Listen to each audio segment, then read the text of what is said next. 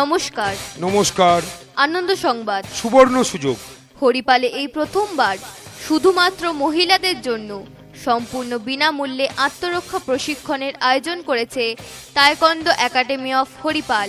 আগামীকাল ও পরশু অর্থাৎ 29 ও 30 মার্চ শনি ও রবিবার সকাল 9টা থেকে দুপুর 12টা ও বিকেল 3টে থেকে সন্ধে 6টা পর্যন্ত চলবে এই শিবির।